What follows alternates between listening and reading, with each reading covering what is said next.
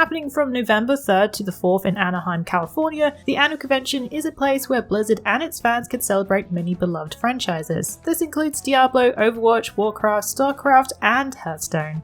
This year marks the return to an in-person event with plenty to see and do on the showroom floor. The convention will have a couple of days of events and deep dives into their main IPs, including a campfire chat for Diablo 4. This is also the time for new announcements and updates on your favourite games, so hopefully we've heard some good stuff by now, or we're disappointed. Everything is live streamed and free this year, so you no need to purchase the virtual ticket unless you want some in-game loot. If you can't wait for next week's rundown, you can check out Fextralife.com for all the latest updates. For more on this news or any news mentioned in this video, the link is in the description below. Developer Atlas has unleashed some more gameplay for the upcoming Persona 5 Tactica spin-off to the main series. Shown in the trailer are some new interactive elements, challenging foes, and a few of the Persona fusion weapons. This will surely give Phantom Thieves some new ways to take on enemies in this more strategy-based RPG. Instead of having free range to wander the stylish streets of Shibuya, players will be battling on grid-based battlefields. The battlefields are just as deadly as your opponents, as there are explosive barrels as well as dash squares for a quick maneuver to a higher point. The range of enemies will require tackling some fights differently than others in the game.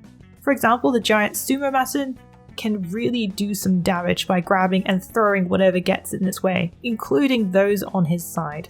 If you want more customizable personas, head to the Velvet Room to fuse together different personas to make new ones. This is also the place to make new powerful persona weapons that aren't readily available in the store. Xbox players have been waiting for the arrival of the CRPG Baldur's Gate 3 on Xbox Series X and S.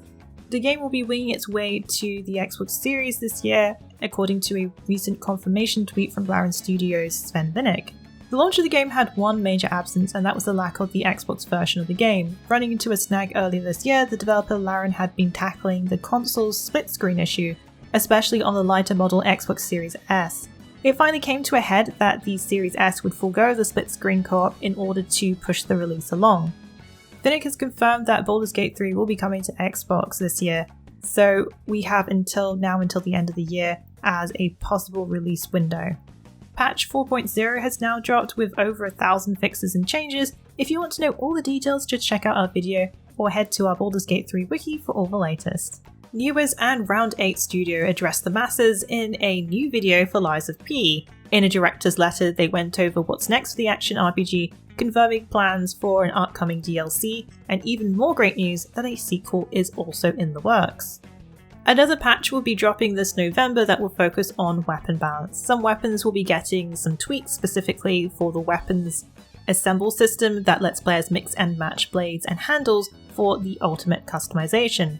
One major change will be allowing players to unlock the Rising Dodge ability as a default skill from the beginning. Also, great news for Alidoro fans, as there will be a costume coming in the next patch too. The video goes on to show a quick peek of what we can expect for the new DLC coming to Lies of P. Unfortunately, the developer couldn't show us gameplay, but did give fans a taste of what the concept artwork is. We see P on a ship, which could mean we're going to sea. Then there's the eerie looking structure in the other screenshot as well. The developer did say that it's just the tip of the iceberg, and is it me, or does that ship look awfully frosty? In the meantime, drop by our Lies of P wiki for all the latest info. The developer, The Chinese Room, released a new video this week for Vampire the Masquerade Bloodlines 2, all about the main character, Phyre. This is a fully voiced character, which is quite different from the first game, which featured a more silent protagonist. Phyre is also different as she'll have a backstory attached to her. Aside from that, she is an Elden kindred, a grizzled veteran of the vampire world, if you will. Players can also choose which clan Phyre will eventually end up in. The original game had 7 joinable clans, but Vampire the Masquerade Bloodlines 2 will only have 5 joinable ones. The game is now slated for fall 2024. Another major DLC update this week was for Remnant 2. It's getting a DLC called The Awakened King. It's the first DLC to drop for the Souls-like shooter RPG, coming to platforms PC, PlayStation 5, Xbox Series on November 14th. The DLC is available as part of the DLC bundle or individually for around $10. Those who own the Ultimate Edition will gain it at no extra cost. As the DLC title suggests, it follows the story of a king awakening, and is now out for blood. The new DLC offers a new biome, new quests, dungeons, and areas based on the world of Loathsome. It also introduces a brand new archetype called the Ritualist, meaning new perks and traits. The new content brings new equipment and items for plenty of build customization. If you want to know everything about the new Awakened King DLC, be sure to check out our latest video on our channel. The colossal MMORPG between Amazon Games and Bandai Namco Online, Blue Protocol will be holding a closed technical beta test for the Western release next week. The closed beta will be happening between November 8th 2 PM PT and will run until November 10th 2 PM PT for both North America and Europe. As this is a closed beta, those participating will be under a strict NDA, so that means no sharing gameplay, streaming, or talking about their experiences in Blue Protocol. So essentially what happens in Blue Protocol stays in Blue Protocol. This will be open to the PC platform only, set to focus on testing the server's infrastructure on a single mega server. Progress in the test will not carry over to the full game at launch. In case you missed it, Blue Protocol takes on the MMORPG genre with an anime-styled look. The free-to-play game has already been released in Japan, but will be heading west with the help of the publisher Amazon Games. The game is expected to launch west for PC, PlayStation 5 and Xbox Series in 2024, after it was delayed from its initial 2023 launch plan. A brand new MMO is currently in the works. Ex-WoW and Riot game designer Greg Street, or Ghostcrawler as he's known online, is working on a new AAA MMO, currently codenamed Ghost. It's an independent first-party studio under NetEase Games. So far, there are a few concept art images on the official website showing floating islands and characters armed with swords wearing heavy armor. Players will travel to worlds called shards, which will power up characters with the focus on rebuilding and bringing resources back.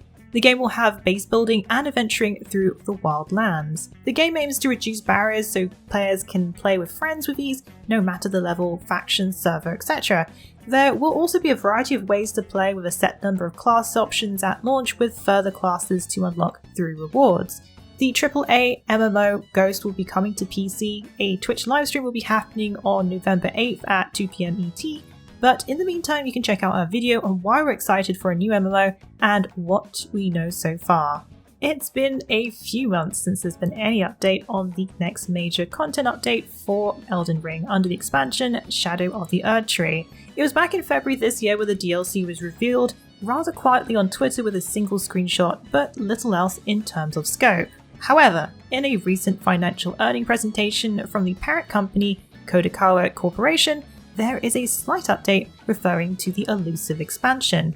On slide 4 of the document, there is one line that shares that the development of the Shadow of the Erdtree is proceeding smoothly. Unfortunately, it doesn't give any hints as to when the DLC will be released, but does give hope that things are progressing well. If you're curious to know when we believe Shadow of the Erdtree will be released, check out our latest video, Elden Ring Shadow of the Erdtree, Where is the Expansion? Well, that's it for the Week in the Wikis. Please join us again next week for yet another great week of gaming. Remember to check out our VIP program for some exclusive supporter benefits. And budding writers should take advantage of our Become an Author initiative. Thanks again for being part of this great community. Keep checking in with us with news, reviews, YouTube streams and vids, and general wiki goodness.